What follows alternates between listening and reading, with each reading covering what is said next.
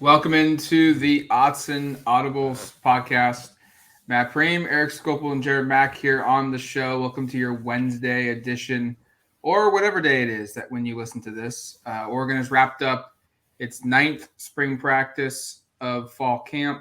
That happened on the 12th, the day before this podcast was recorded. And it's been a little bit since we've hopped on to discuss what we've seen in practice, and now's a good time because we've had a scrimmage, we've had a couple 11-on-11 situations where we've been able to watch, and we've had some injury news and some clarification on injury news as well. Dante Manning, if you missed it, suffered some kind of leg injury during Saturday's scrimmage, the first scrimmage of spring football. Was wheelchaired out of practice. At the time, Lanning wasn't able to give us much.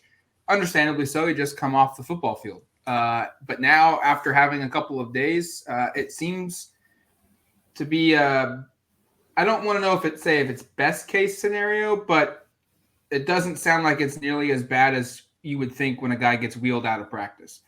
It's certainly not worst case, because we could have had a conversation where Lanning said it's a serious injury, he's having surgery tomorrow, and his season's done. And again, we don't know the diagnosis, we don't know what MRI showed, we just know what has been said and what we've seen with our own eyes, which we should note even before I read the quote, is that we saw Dante Manning entering practice with that same leg brace we talked about, walking adequately. I mean, it was obvious. I mean, obviously he's dealing with an injury, so I mean, I'm not going to say like he was, doing cartwheels and skipping around, but he was moving fine for somebody who's just obviously suffered a significant injury or an injury. And here's what Lanning said shortly after practice: he has an injury. He's going through recovery right now. We don't think it'll be a long-term deal, but obviously we're monitoring it, and his safety is first. So, I think it's pretty safe to say, or I would assume, I don't know if we'll see him again this spring in terms of being a full participant. But certainly this doesn't sound like something that's going to cost him his entire year. I'll also note there was a lot of optimism a year ago around this time when Sean Dollars was injured. And I don't know the similarities in the injuries because I don't know them. So maybe I'm speaking out of turn, but coach speak can be hard with injuries to kind of know exactly what to read through from it. But I certainly, as Matt said at the opening, we could have gotten a lot worse information from Dan, a lot worse news than what he said. And what he said is he doesn't think it's long-term. And I think everybody should be pretty pleased with that outcome if that ends up being what the case is and he's able to play at some point this fall. I think this is as close to best case as you can get, at least for now, just based on what Lanning has said and what our eyes have told us. Because when you see a player get wheelchaired out of practice, that's usually – I don't know. That's probably a top 3 things of what you don't want to see from a defensive player or any player in the football field. And then your mind, starts to wander as who would be the second first string cornerback. So if Manning is okay in terms of not out for the season, I think that's a pretty darn good scenario. And again, like Erik mentioned, he still has his leg brace on his left leg, but he's walking on it. He's going through warm-up drills with the team. He's wearing a helmet for whatever reason why they have him wearing a helmet while on the field doing warm-up drills. I don't know, but he's going through them. He's, wearing his jersey. He's still very much a part of the warm-up drills and the team. He just is wearing a leg brace. So I think that's a good sign as well.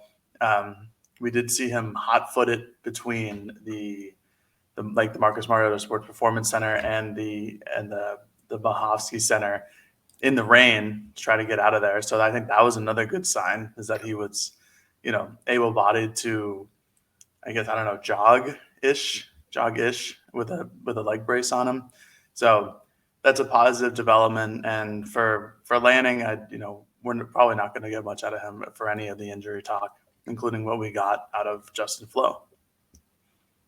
Do we want to just jump into that? The Flo. Yeah, part? I mean, Justin Flo's, he's doing more in practice from what we're seeing. He's not full go yet, but it's positive news there too.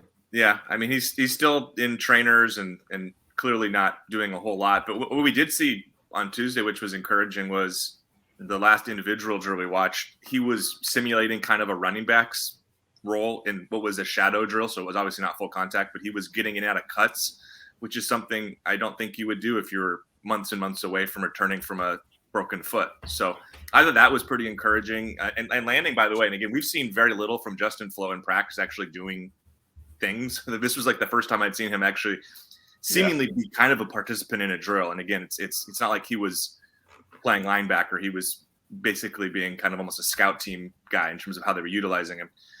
But here's what Dan Lanning said, and I thought this was kind of notable. He says that he's trending back. It's probably too early to tell one way or the other if we're going to see him for the spring game. But then he said he's trending back, and we're getting him into a bit of drill work each day. So this one to me felt pretty darn positive. The fact that he hasn't been ruled out for the spring game, which is again like about 10 days from now. I think the sense certainly had been like that was probably a real long shot, and it probably still is, to be honest. But the fact that that hasn't something he could completely rule out of the equation, I thought was positive. And the fact, again, we're starting to see him do some things is also positive, because this has been 8 months now, I think, removed from an injury, and that's a pretty good amount of time to kind of get back to health. So I think there was some concern about kind of where he stood. I know we had a question even earlier on Tuesday morning on our message board about what's the latest with Justin Flo? Like, why has he been out so long? And we don't have all the answers, but the indication from Lanning I thought was really positive on that front too.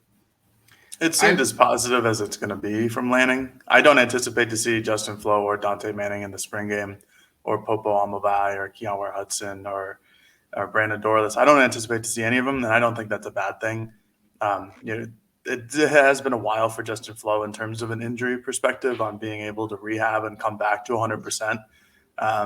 There's probably more to it than we know, and that's fine. I would, if I were Lanning and I were this entire staff, I'd take those guys very slow and keep them rehabbing over the course of the spring term and the summer term, and until they're 100% and they know that they can make every cut, make every jump.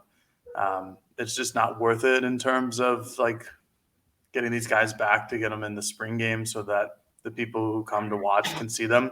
It's like their linebacking depth is pretty darn good. And even if they were to hypothetically, this is very hypothetical, start the season without Flo at linebacker, I think they'd be okay. I think Flo is obviously a tremendous talent, but there's no reason to rush him back, especially for the spring game. And same reason with Dante Manning, same reason with Dorless and everybody else who's on the injured list as of right now. But yeah, I thought it was interesting that Lanning didn't necessarily rule him out for the spring game. But again, like Erik said, 10 days away, it's probably not happening.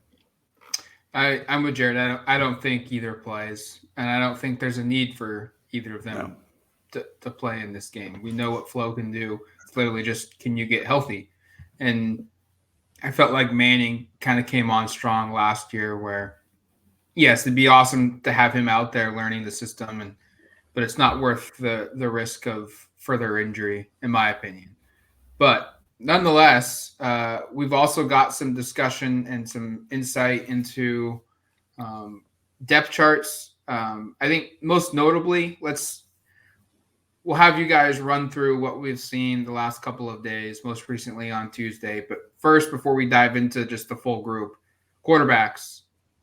Dan has said, hey, like, we don't have a first, second, or third team. We're rotating guys in. And we're truly seeing that play out in practice right now, because I think we've now seen 3 or maybe 4 11-on-11 situations, and we've now seen the quarterbacks jumble everywhere. Ty Thompson's been the first quarterback. He's also been most recently the third quarterback. Jay Butterfield most recently was the second string quarterback. I should say second quarterback to take the field. I shouldn't say second string. And then Bo Nix he's been second, and then most recently he was first. We're seeing the shuffling around, and I think that could be just seeing how things play out, and it could be a sign that this competition is pretty tight still. Yeah, I get a sense that the competition's actually pretty tight. And, Chase Cota spoke with media yesterday, and I think one of the things he said that it maybe shouldn't surprise anybody, because you're a receiver on a football team that has an open competition. You're probably not going to come out and vouch for a guy or put your backing behind a guy. You don't really see that happen, especially in your first spring camp on a football team. That might be a way to alienate yourself a little bit. But he really was complimentary of all 3 guys. And I think that is probably where things stand. He said it was a real competition, and that's how it's felt. And we've said in past podcasts that it has also felt a little bit like Bo and Ty and then Jay.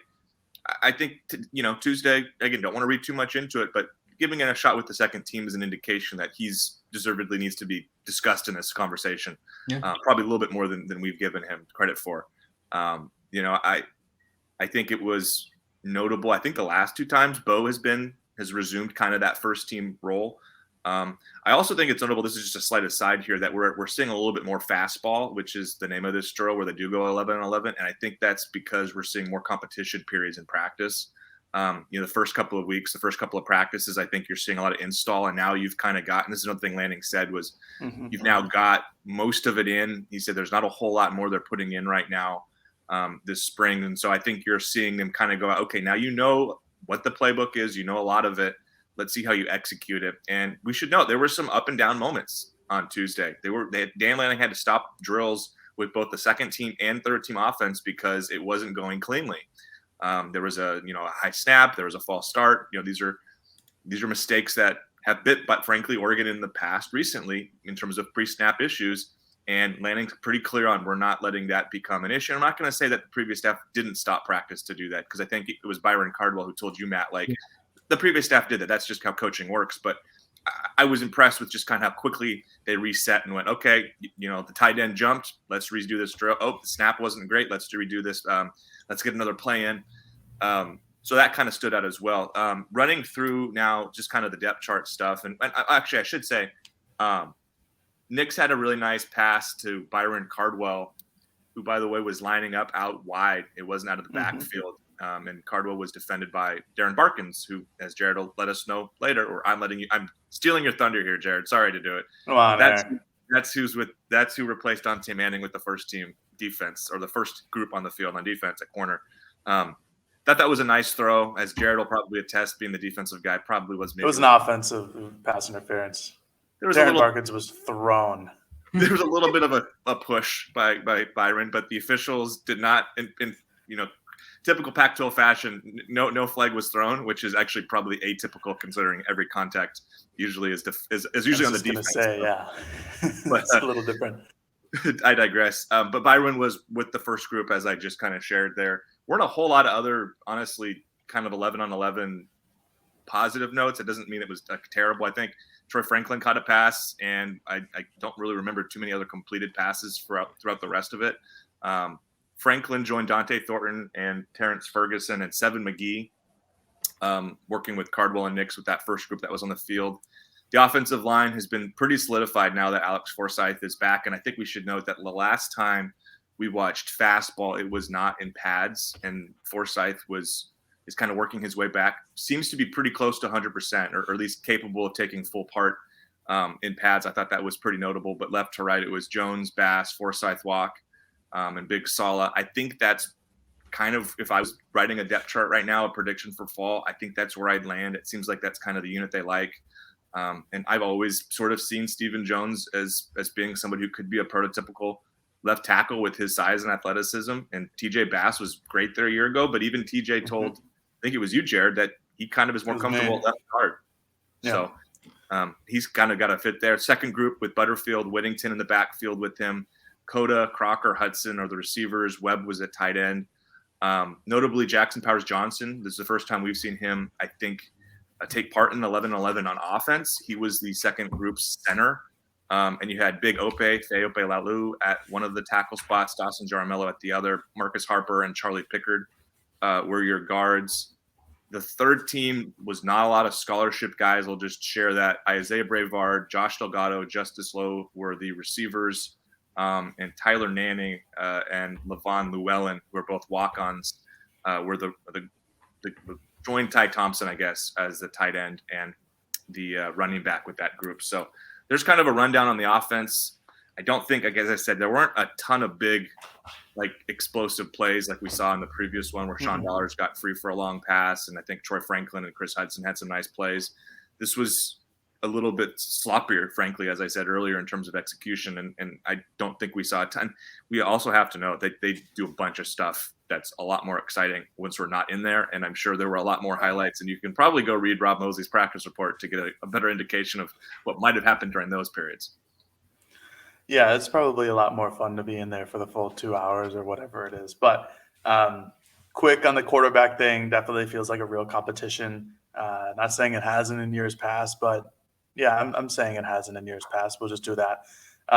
This one feels different. You know, the change of Bo to first to second team, or Butterfield from third to second, or Ty from first to third, whatever the case may be. It feels real. It feels like Lanning is really and Dillingham are really trying to figure out who leads them best, and I think that's a good thing. That there's not just a clear-cut answer right now in the spring. I don't think that they would have named a starting quarterback in the spring. I think we've talked about this on this podcast before. I think Matt brought it up a long time ago. Just that's not what you do.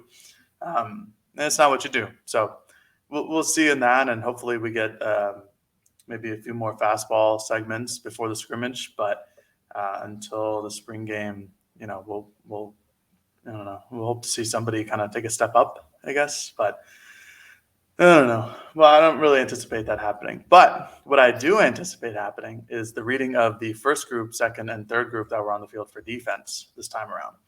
So let's start on the defensive line because Erik already spoiled the secondary.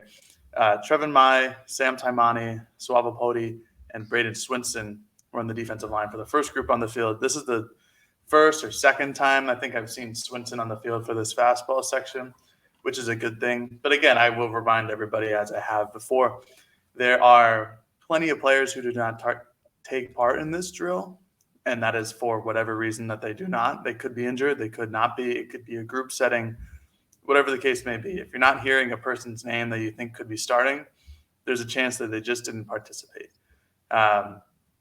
Linebacking core for the first group was Jeffrey Bassa and Noah Sewell. Star safety was Jamal Hill.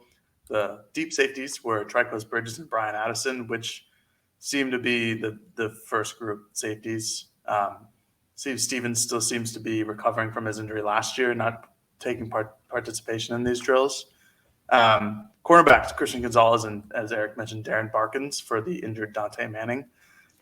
It seems like Christian Gonzalez will be, the first team cornerback opposite of whoever is healthy. It's interesting that Barkins got the first shot, which leads me to the second team, which will start in the quarterback route, which has Avante Dickerson and Jaleel Florence. So Florence has been second team cornerback since he's got to, or second group, I should say, cornerback since he's got to Oregon.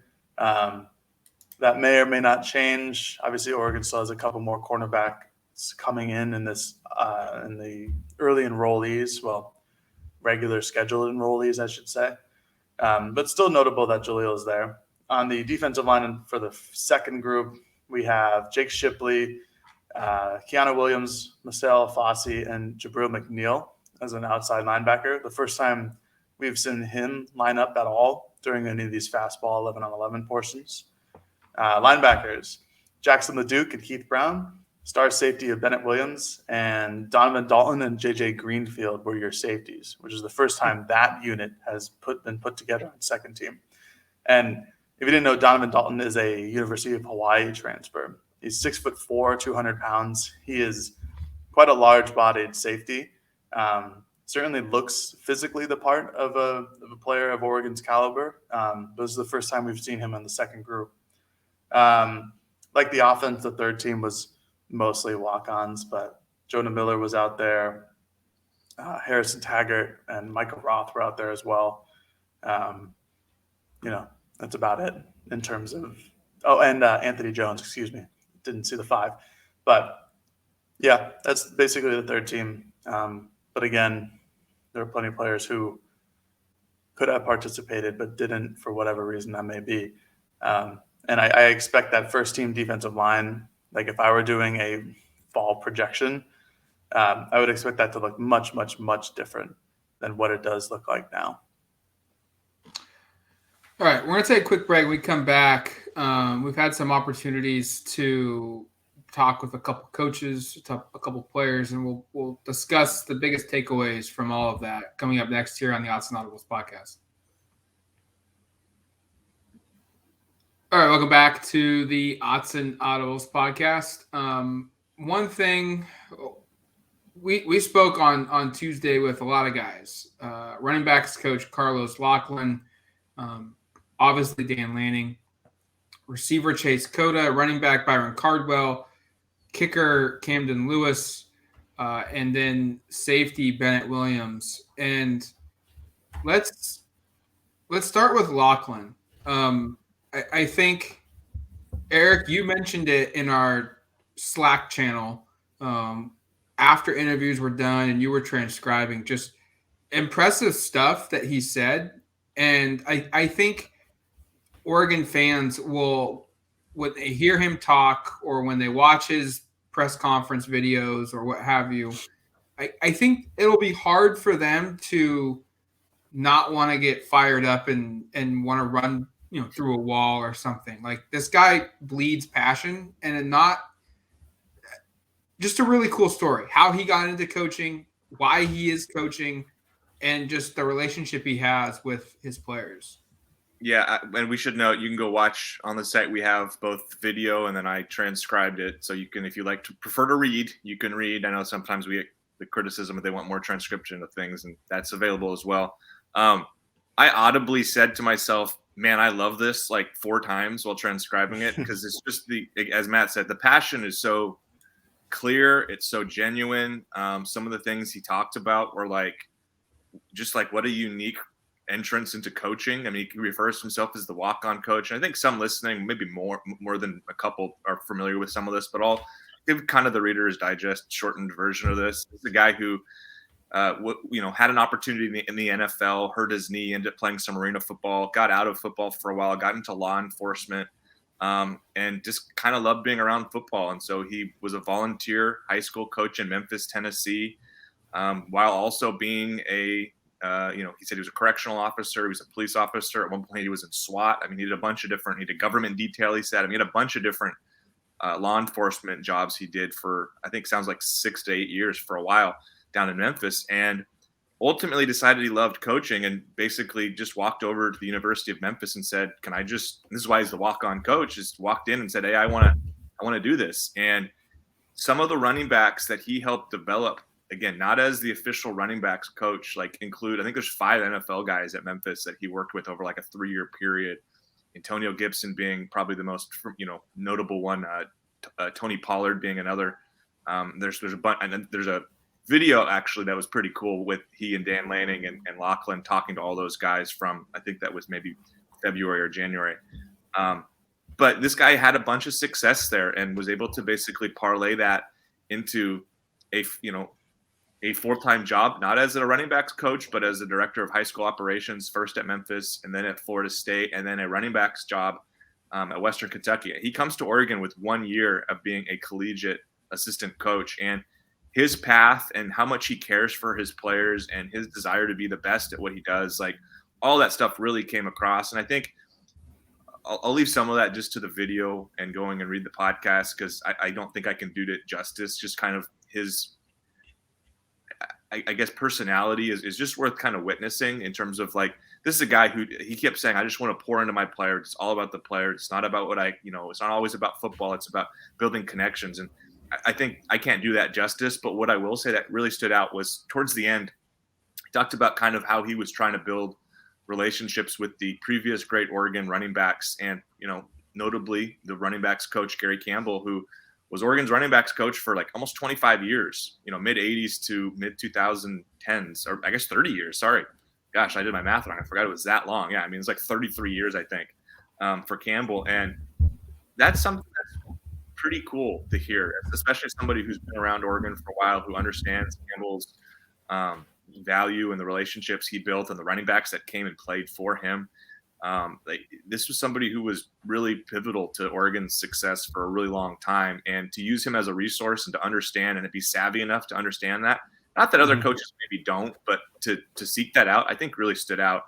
And the fact that he's also built relationships, he said, with Michael James and Kenyon Barner and LeGarrette Blount. Yeah. He ran through about half a dozen of them, and I don't want to, miss any of them. Again, it's in the transcript I put out. But this is somebody who's, I think, really cares. The care factor is very, very evident. And I think the effort he's gone through, not just in developing himself as a coach, but also trying to understand the Oregon program and kind of its history, and trying to, he said, live up to a standard.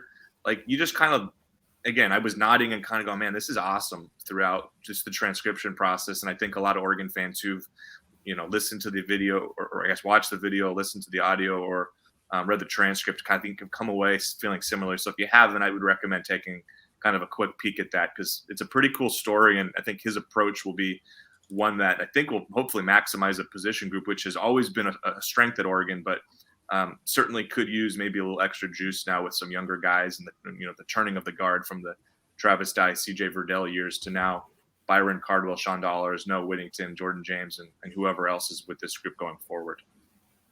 Just a quick thing on Locklyn. He was an out of the blue hire. You had really never heard of him at all. Like Erik mentioned, he was just like the high school operations guy at Memphis, and then he had 1 year of running back coach at Western Kentucky, which is a school that not a whole lot of people or know about or really watch or anything like that. But this whole interview, the first time we were able to talk to him, definitely sold me on who he is as a human being. Just an unbelievable person, just has a great story, and it was like he was a motivational speaker the entire time, but he was just talking about himself and how he prepares every day and how he prepares his teammates and or not his teammates, but how he prepares the kids that he's coaching, and how he thinks he's going to be a failure if all that the kids that are under him only know how to run like a zone split or something like that and don't know how to be a successful adult in real life scenarios, which is kind of like this overarching theme with the Oregon coaching staff about how they want to teach these kids how to be better men. I think Lanning said it in his introductory press conference. He wants them to be like better men, better husbands, better boyfriends, better all of the list of things to be better at. And I think that speaks volumes, because then when you hear it from the players, they all say how great of people this Oregon staff is. And you really saw that on Tuesday with Coach Locklyn. I thought it was just honestly, it was really impressive. Erik, I remember you shooting me a text being like, this is just awesome stuff. And I only caught a couple minutes of his interview at media, but I could listen to that guy talk all the time. Like like Erik or like Matt mentioned, I'm one of those guys who, if he's giving me a motivational talking to, I could run through a brick wall. Just point it out which one you want me to go through. That's the one. Okay, cool. I'll do it. Because it's just, he has a lot of confidence within himself and his ability to be a coach. And I was pretty blown away about who he is as a person, considering that the hire was out of the blue. Nobody had any idea who this guy was. We should also discuss real quick.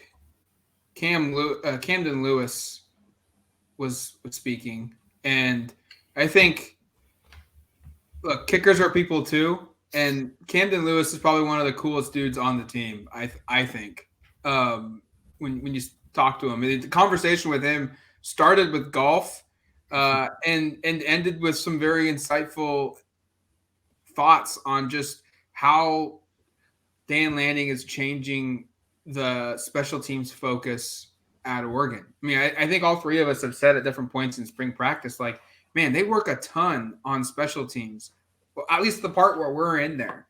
And Lewis echoed that and also talked a lot about how he's working on mechanics and improving himself this year for, another opportunity to have his job.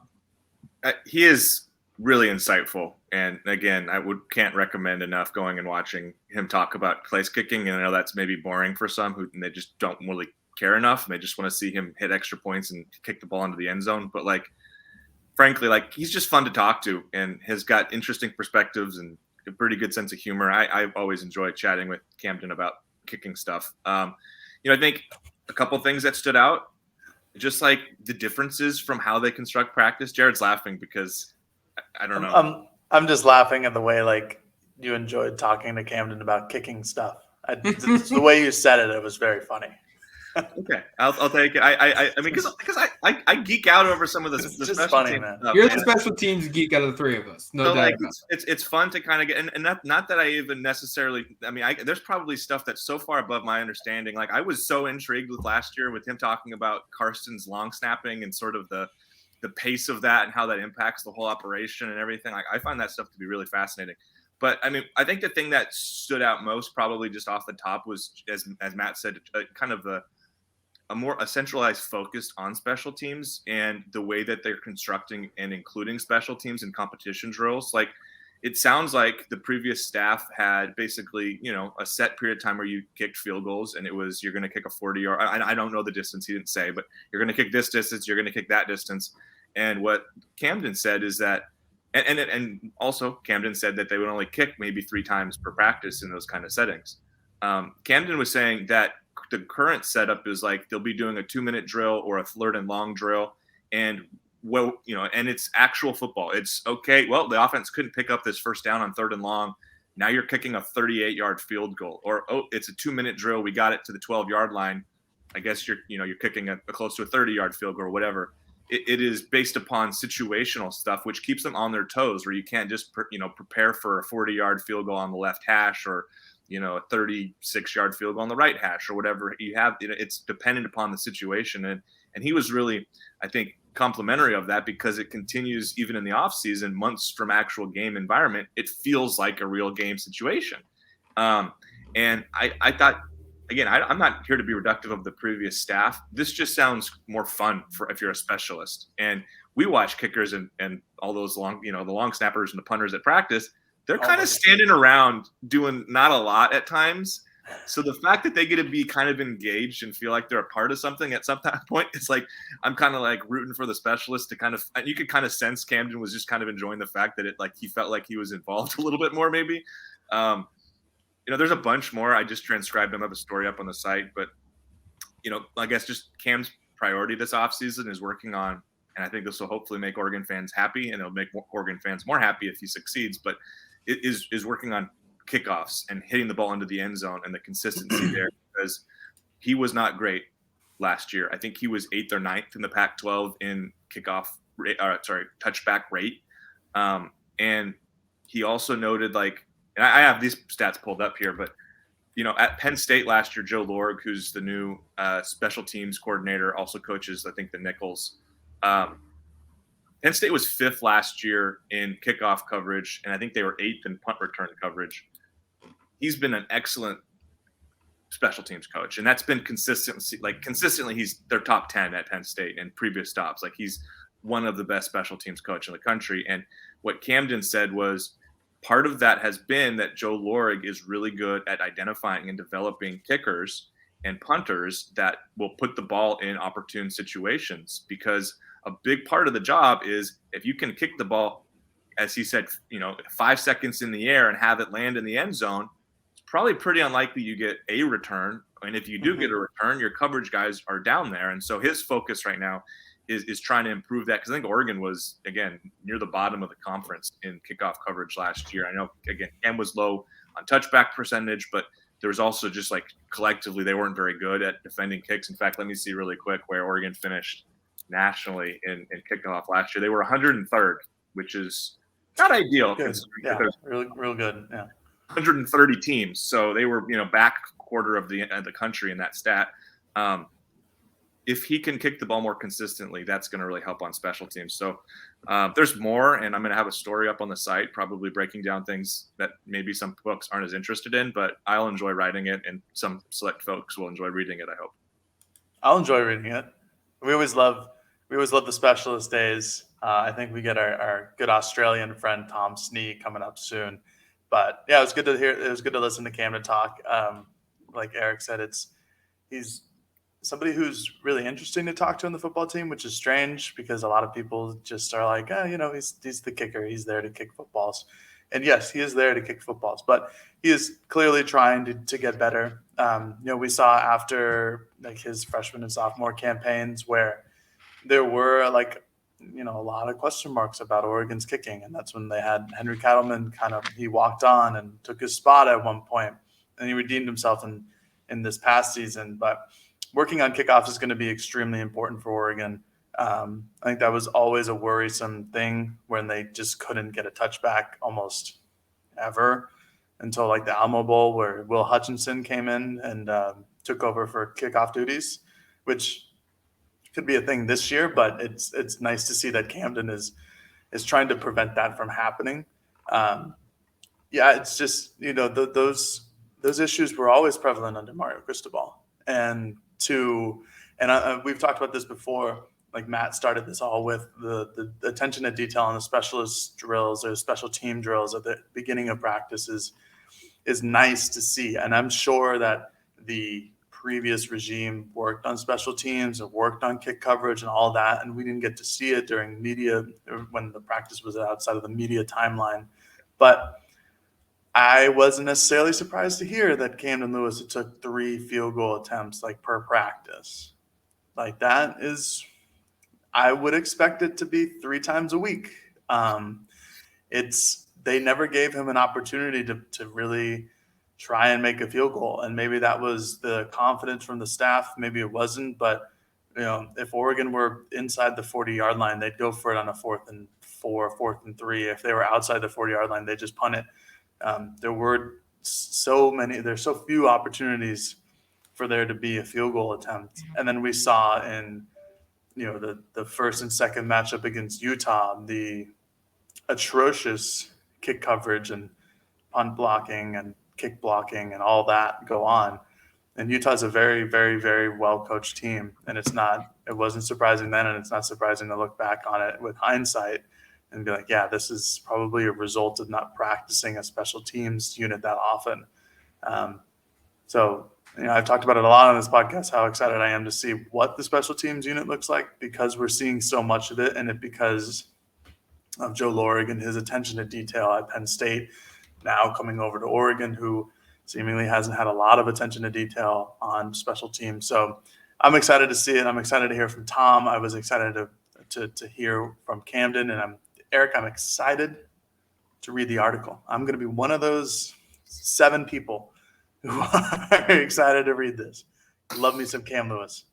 I think it's not just the Camden Lewis field goal thing is ludicrous. Like Bobby Williams, who was the special teams coach, it was clear based on the level of play that Oregon has had the last few years on special teams, they did not work enough on special teams drills. And we should clarify,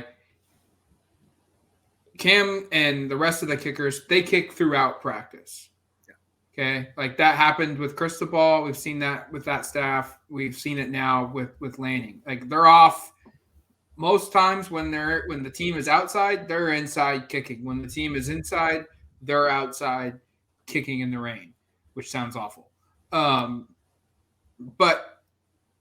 that doesn't give you the full picture. They don't practice 11 on 11 with the pass rush or even 11 on air, having to kick over kickers.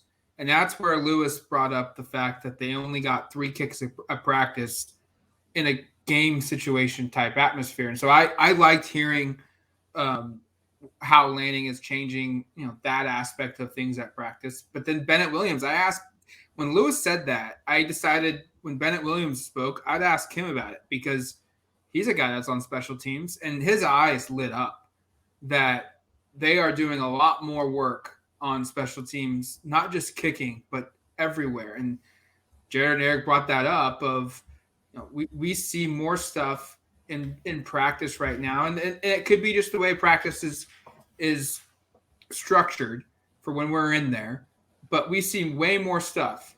And Bennett brought up the fact that, every practice now at Oregon starts with special teams work. And I think Joe Lorig, the special teams coordinator, who previously was at Penn State, who has been very good on special teams for a very long time while he's been there. Like, we kind of noticed this when they were making the hires. I think Erik pointed it out, but we expected a big special teams, emphasis, with a lot of guys on staff having some kind of background in special teams, and it's starting to pay off, which is, I think, a really big deal for Oregon, because quite frankly, I mean, am I wrong here? Like that, I don't even know if you could say that they were decent in any area outside of punting. And that was their punters just being really good. But outside of everywhere else, that I never really felt like they were really good at a certain spot. Cam was second team all conference last year, so we saw some improvement there. They were fine. They were good when they were kicking the ball as a punt, in punting situations. They weren't good at covering punts. They converted field goals and extra points this last year at a pretty high rate. Obviously, previously that was not the case, which is why Camden was kind of in and out of the lineup, and they made changes with Cattleman in 2020. But yeah, kickoff coverage was never good, and I think in general. And again, part of the thing that was notable that Cam talked about was kicking the ball into the end zone. Like, it just seemed like that didn't happen very often. Like, frankly, it seemed like whether it was Camden or even before Camden was here, and I guess that would have been largely previous staffs, like Oregon just had a hard time kicking the ball in the end zone for a long time. And that has, you could kind of make up with, I guess, make up the difference sometimes with team speed. I didn't think Oregon was that fast last couple of years either, and especially that shows up in kickoff coverage. So all of this stuff kind of, it would be hard to argue that Oregon was good on special teams. They were certainly back half of the conference in most categories for the better part of the last half decade, at least. And honestly, I think I was looking at it. I think even under Chip Kelly, like, they were not good in kick and punt coverage. Like, I don't think Oregon's been a powerhouse. Like, they've had good return guys, certainly. They've had good place kickers. They've had good punters. They've had good individuals. And I'm sure part of the punt and kick return success and the kick and punt success is based upon others. But, like, coverage in general has not been really a strong suit at Oregon as far back as to, like, 2010 when I did some research. We also spoke with Bennett Williams. Let's end it with this discussion here, unless we have other pressing items we want to talk about. But Bennett Williams brought up his return, and I think it was paramount that he came back for this team. He had a tough decision, 6th year of college, or go pro with 12-game sample size at Oregon. He played at Illinois. He was, I think, a ESPN All-American as a freshman All-American that season, but 12 games at Oregon. And he said that, coming back, playing a senior year would help improve his draft stock. The money would gradually increase. And NIL is a big topic. And I asked him straight up, I was like, did the fact that you could now make money in college play any kind of factor in your decision of coming back as well? As we were recording this podcast, a couple basketball players have come back to school, citing the ability to make money in the NIL. And Bennett Williams said, yeah, it factored. He said it 100% did. He mentioned it wasn't the number one thing, and it wouldn't make nearly as much money as an NFL contract would make, but it would help him have some money in his pocket while he's trying to improve his draft stock to make even more money. And I think this is, like, a lot of people on the site have complained about NIL from a recruiting perspective. We know we know Lincoln Riley at USC complained about it the day after, or a couple of days after Josh Connerly Jr. committed to Oregon over USC. Read into that how you will. But I think this is one of the benefactors that could help Oregon and will help other athletes at other schools make their decisions to maybe stay in school a year longer or 2 years even, because they can profit off their name, image, and likeness now, and it will make the college game better as well, while helping, in this case, Oregon have a potential All-American back at safety. Yeah, I think this helps on the fringes with guys that are borderline NFL. I'm not trying to take a dig at Bennett, but I don't know if he's drafted if he goes out, and I don't know if he'll be drafted if he goes out this upcoming year. I mean, I think he has a chance to make a roster, and I'm a fan of his. I think he's a good player, but a guy like that there's no clear cut. You're not going to be a first, second, or third round pick. You might not get drafted. There's no guarantee on the financial part. You stick around, at least you're making a little money here. That might honestly be similar compensation. Probably won't be identical to what you'd make in the NFL if you made the practice squad or even, the back end of a roster.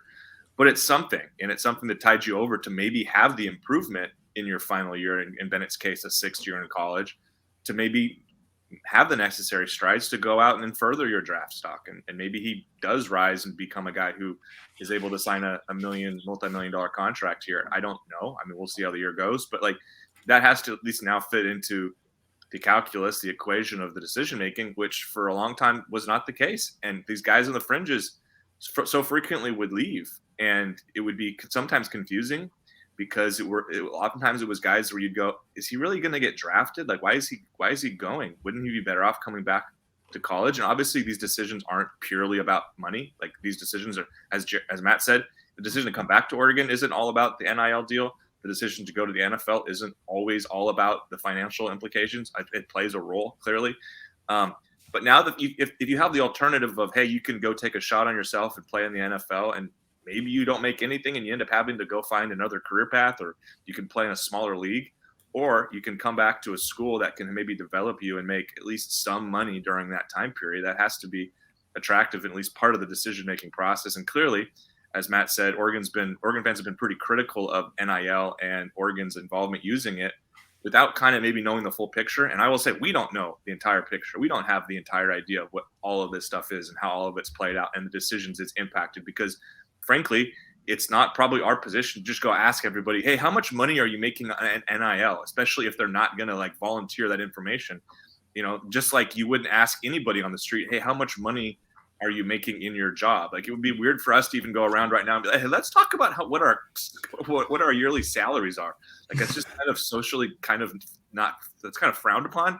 So we don't know the full picture. And I think Oregon fans have been kind of, I'll use the term bedwetting this whole thing about how it's going to like kill the Oregon program, how they're not going to keep up, not really knowing what's been going on. And you hear a guy like Bennett talk about this. I'm not going to make the declaration that NIL played a deal with Josh Connerly, but I think there was a quote at some point. I will.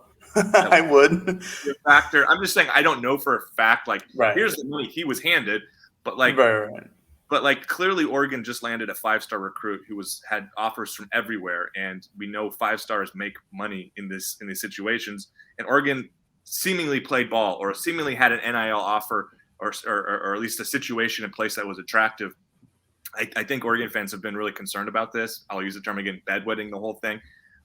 I think we can put to rest that like Oregon's going to get left in the dust entirely by this. I'm not going to say they're going to win every situation and that the money's always going to be on par with whatever the market value appears to be. And that market value, by the way, is like all over the place. I think it's really hard to predict. But I think this has to be seen as a positive if you're an Oregon fan. Yeah. I mean, y'all remember like a couple weeks ago when Nico Imalave, whose name I will never pronounce correctly, when he decided to go to Tennessee for an undisclosed but disclosed amount of money. And every Oregon fan was just up in arms about how NIL and the SEC and USC was just going to take – it's fine. The market always corrects itself. Again, like Erik said, I'd be willing to go out and wager that NIL had – a role, maybe a significant, maybe not a significant role in landing Josh Connerly.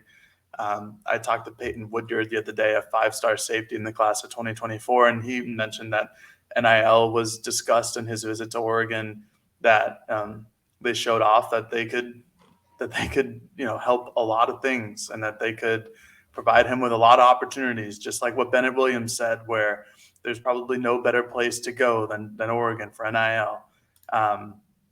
I mean, I don't know. I'm kind of sick of the NIL discussion. I don't think it's a bad thing for football. I think these players are now being paid over the table rather than under the table. And I'm not trying to say that every program has done that. I'm sure plenty of them are clean. Probably, Northwestern's very clean program. But Vanderbilt, Boston College, you got Stanford probably. I don't know. It's just, this is how it's going to go. And maybe Oregon didn't pony up the X amount of dollars for Nico, but they did for Josh Connerly and a couple other guys. I think, that it's just going to be how it's spent. I'm sure they have some type of pool of money, almost like a salary cap, which is what people have been complaining about recently. But if you're Oregon, you have some of the best sports connections in the world as a university. And I think now they've been a little bit on display. And I think we have seen the NIL as bad talk subside just a little bit from the Oregon perspective. Now, has it probably increased from the USC perspective? I'm sure it did, but I think everybody is in this to spend some money. And I guess it kind of depends, once again, where the recruit decides to go and not just about the money. All right. Kind of unprepared planning here. Do we want to, is there more we need to discuss from Tuesday's practice? Is there anything burning that you guys think needs to be brought up, or have we hit the end of this podcast? I think we hit the end. I mean, I think that I think Chase Cota, that we'll have a story up on that at some point, and his decision to pick Oregon. There's some kind of cool nuggets there. You know, his family, obviously his dad played at Oregon. His cousin was Brady Breeze, who played at Oregon. He grew up being a fan of Jeff Mayo, and he's now wearing the same jersey. I mean, like, there's some cool kind of pieces there, but probably not enough to want to talk for 10 minutes on, if I'm totally honest. Probably not. I guess I appreciate Dan Lanning swearing while on the mic at practice. That was fun. I don't know if I'm supposed to say that. Maybe he'll get in trouble. Go ahead. It was fun. I mean, we never, obviously, Mark Cristobal and that staff never had a microphone to tell everybody what they were doing. But Dan just, when things went bad during the fastball, the 11-on-11, he would let us know. He let Tyler Nanny know, the third string tight end, that poor guy. I forgot what he did. I think he just false started, and Dan's just like, he just gave Tyler Nanny a word of advice, and then sure enough, Tyler fixed it. So I thought that was fun. It's a cool little inside look at the program and how Lanning operates, which I think is a good thing for the program as a whole and this team. All right, that's going to do it for us here on the Odds and Audibles podcast. Thank you for listening to the show. We'll be back later this week with one more. And then Oregon has their second spring practice, or second spring scrimmage on Saturday. And we'll speak with Dan Lanning after that as well. Maybe we'll have some information to pass along then as well. Until the next one, you've been listening to the Odds and Audibles podcast. Talk to you later, folks. Peace.